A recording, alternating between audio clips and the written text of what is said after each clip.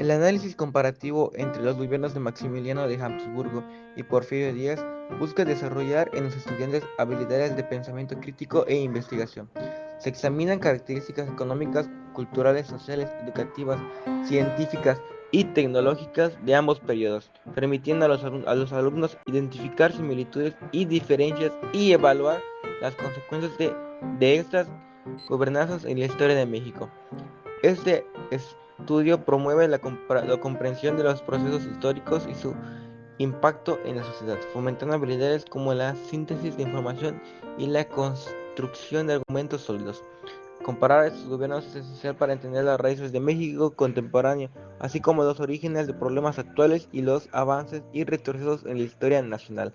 El diaporama sobre los aprendizajes aprendizajes incluirá una diapositiva para cada aspecto investigado, con un resumen al final de las principales ideas tratadas en la exposición, culminando con un video que integrará todas las diapositivas.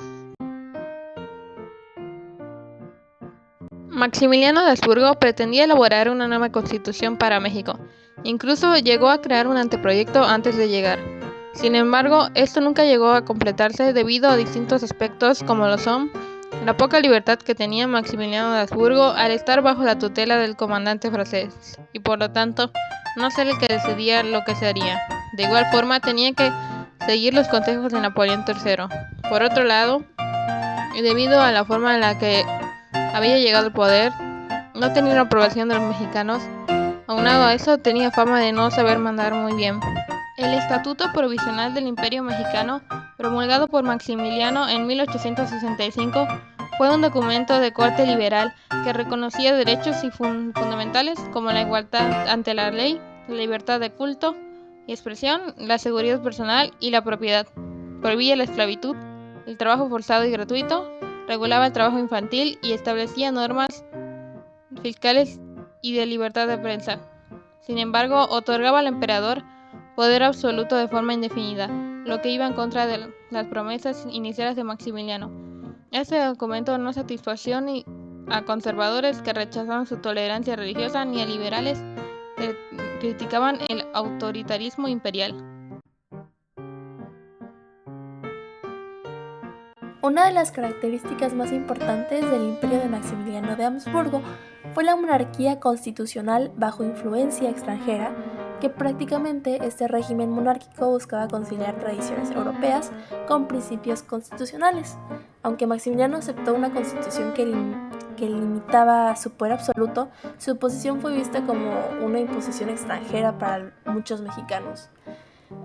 Otro punto importante es la política liberal y conciliadora, que resumiendo, el imperio contaba con el respaldo de los conservadores y Maximiliano adoptó políticas que se alineaban más con los ideales liberales. Por ejemplo, respetó la nacionalización de bienes eclesiásticos, promovió la igualdad ante la ley y eliminó la pena de muerte para muchos delitos políticos.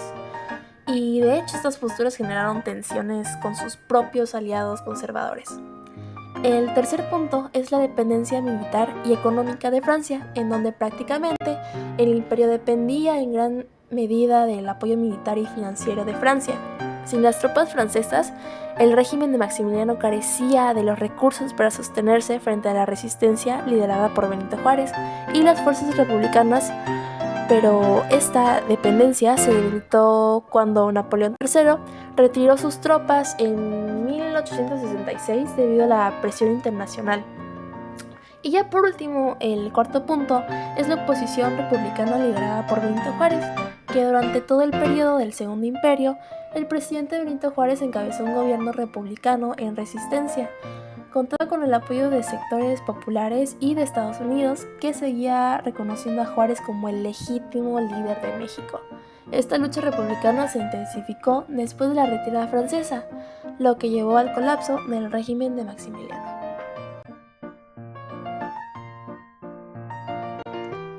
Las causas de la caída del Imperio Maximiliano.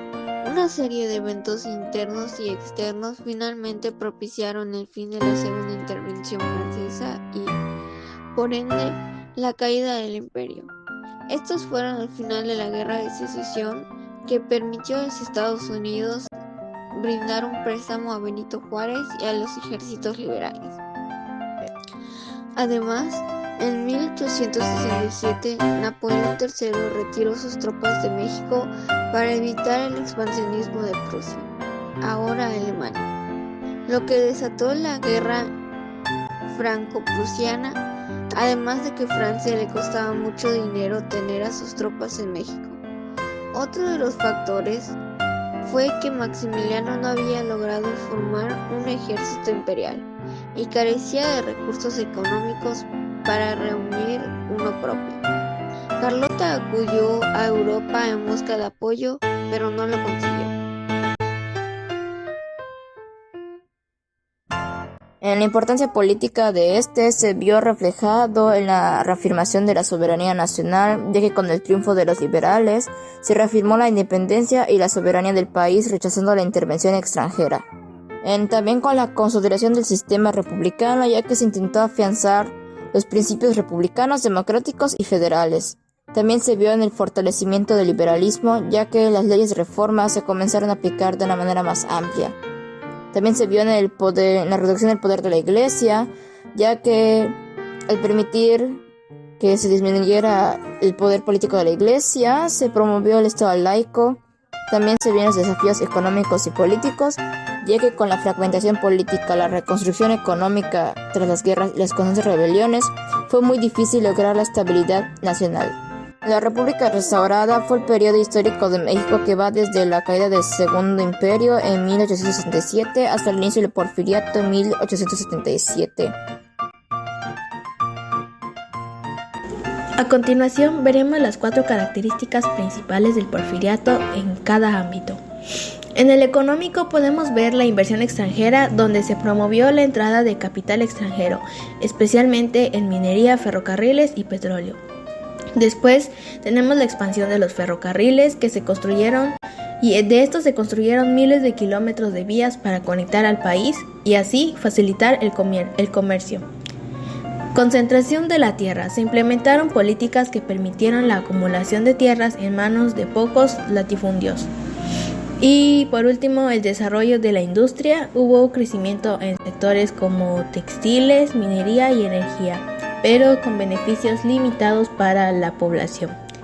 Después podemos ver el ámbito cultural, donde se fomentó el positivismo, es decir, las ideas positivas influyeron en las políticas y el pensamiento de la élite.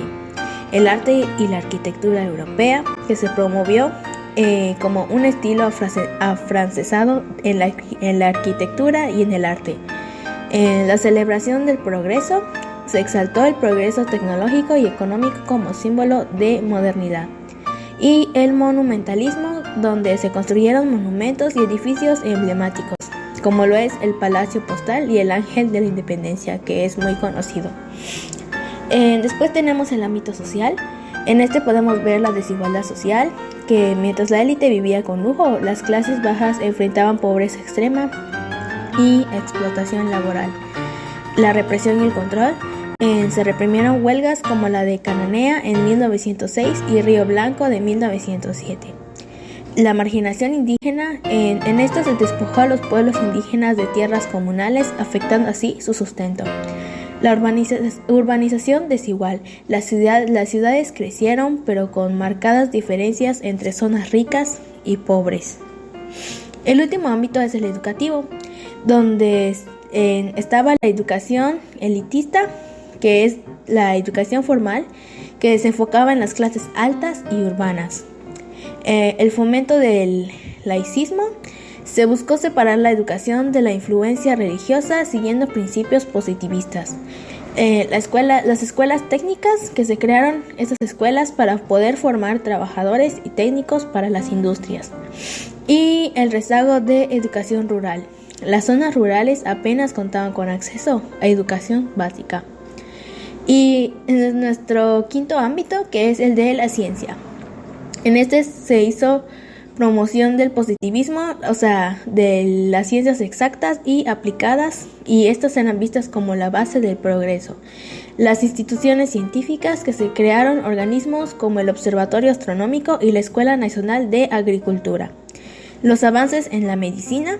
En este hubo avances en salud pública y el estudio de enfermedades como la fiebre amarilla. Y por último, la cartografía y la geología, donde se realizaron exploraciones para mapear el territorio y explorar recursos naturales.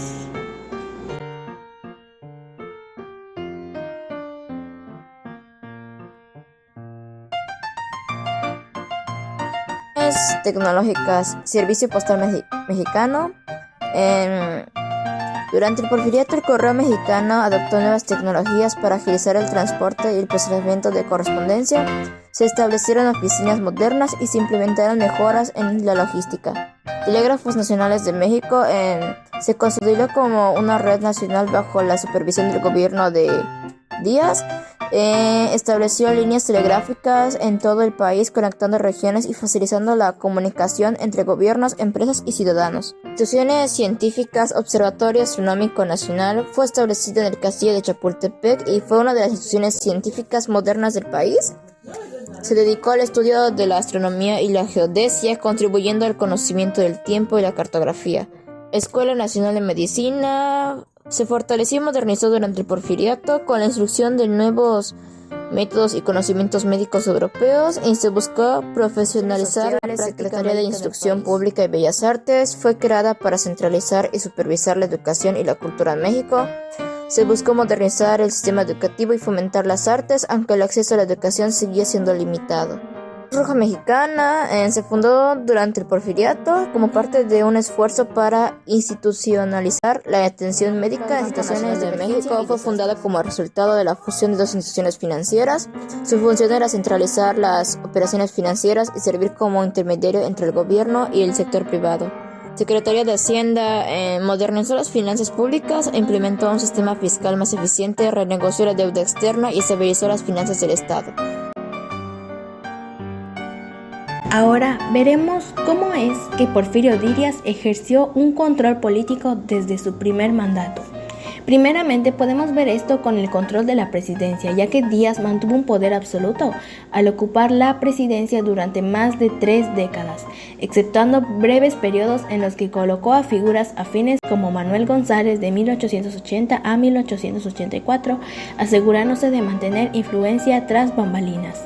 Además, reformó la Constitución para eliminar la prohibición de reelección en 1890, garantizando así su permanencia en el poder. También podemos ver que hubo manipulación electoral, es decir, que implementó elecciones fraudulentas para perpetuar su régimen, simulando un sistema democrático mientras eliminaba cualquier posibilidad real de oposición. También podemos ver las reformas administrativas, es decir, esta centralizó el poder político, debilitando a los gobiernos estatales y municipales y colocando a gobernadores leales a su régimen. Reorganizó el aparato estatal para consolidar su autoridad, incluyendo la creación de instituciones que lo respaldaron. También podemos ver que hubo cooperación y represión, es decir, que cooptó a líderes políticos, militares y sociales mediante sobornos, privilegios o cargos públicos, asegurando así su lealtad. También hubo pacto con las élites, ya que en estas mantuvo una alianza con los grandes terratenientes, empresarios y extranjeros, permitiendo que acumularan riqueza y poder a cambio de su apoyo económico. Además, benefició a las inversiones extranjeras y los intereses económicos de las élites nacionales, asegurando así su respaldo. También hubo control de los medios y opinión pública. También estuvo lo de la paz porfiriana, en donde utilizó el lema orden y progreso para justificar su gobierno autoritario, manteniendo la estabilidad mediante un control férreo, aunque a costa de la libertad y los derechos de la población. A través de estas elecciones, Porfirio Díaz instauró un régimen autoritario conocido como el Porfiriato.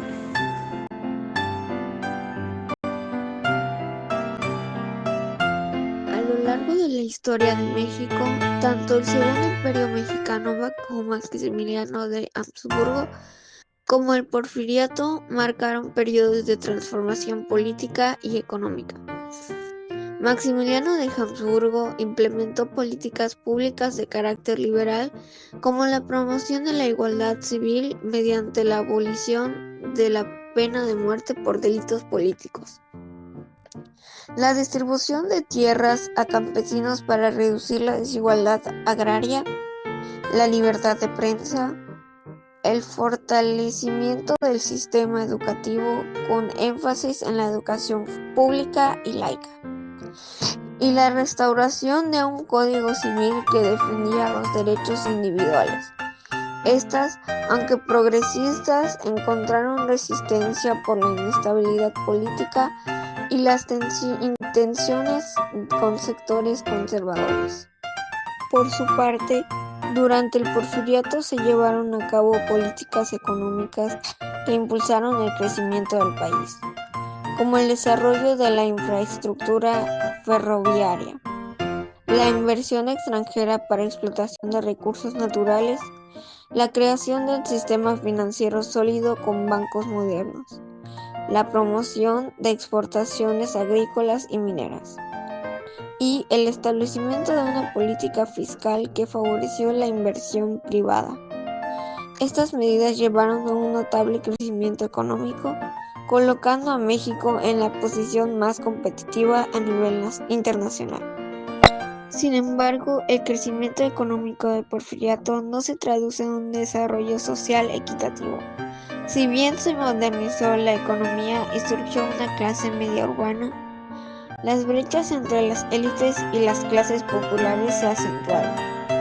Los beneficios económicos se concentraron en un pequeño grupo, mientras que la mayoría de la población campesina y obrera enfrentó la pobreza, explotación laboral y exclusión social.